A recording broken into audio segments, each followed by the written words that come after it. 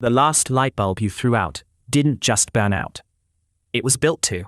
It's been that way for a century, ever since a decision almost no one has heard of. Why do your light bulbs burn out at all? A room full of men once sat down and decided that they should. And in one place, they failed.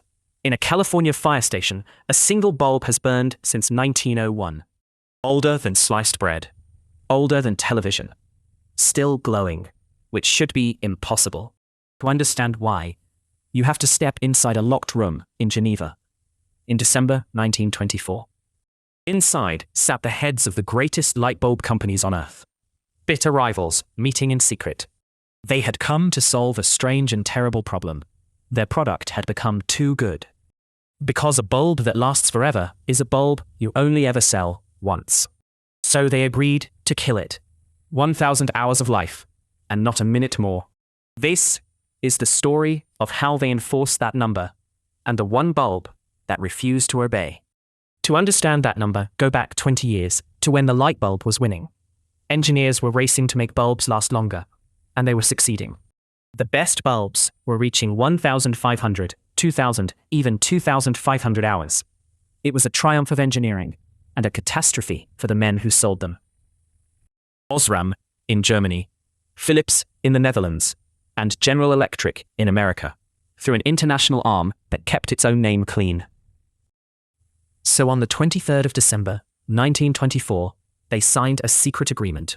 They named it Phoebus, after the ancient god of light. It divided the entire planet into territories, fixed prices, and pooled their patents. And buried inside it was a rule no customer would ever think to check. A legal limit on how long a bulb was allowed to burn. Here's the part that still sounds impossible. To make a worse bulb, they had to engineer it worse, deliberately in the lab. Every factory had to mail samples to a single testing laboratory in Switzerland, where each bulb was switched on and timed to the hour. If your bulbs died too soon, you were fined.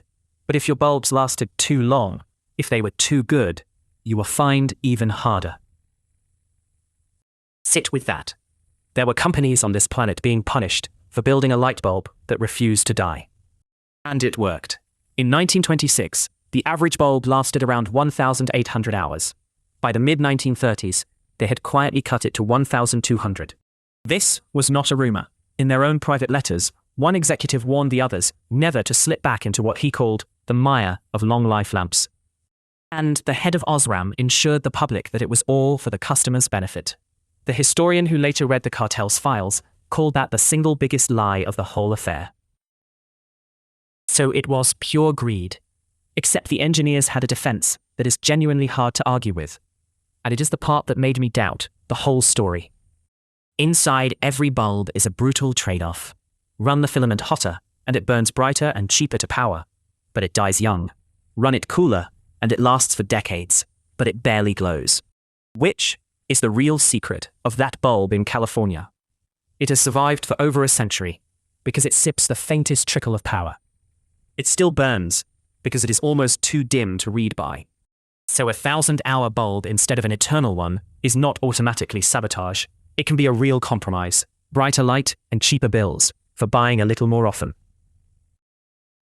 And when British investigators dug into it decades later, they agreed, calling 1,000 hours the best possible compromise there was. And yet, a fair compromise does not need a secret laboratory in Switzerland. It does not fine you for building something too good.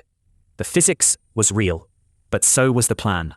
The cartel was meant to rule until 1955. In the end, it was not brought down by a hero or a lawsuit or a furious customer. It fell because in 1939, the world went to war, and its members ended up on opposite sides. By the time an American court finally ruled the whole scheme had been about profit, the cartel had been dead for a decade. No one was ever punished for the bulbs. But the idea did not die with it. It had simply learned to walk. The phone that slows to a crawl after 2 years. The printer that quits with ink still in it. The bulb that flickers out a week after the warranty ends.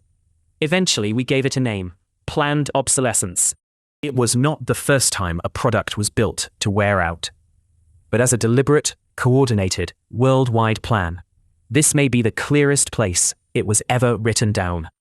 In that room, in Geneva, with a number and a signature. And somewhere in California, one stubborn little bulb is still burning. The last thing made before anyone agreed on when it should die. Turns out your light bulbs don't simply burn out. 100 years ago, a room full of strangers agreed on the day they would.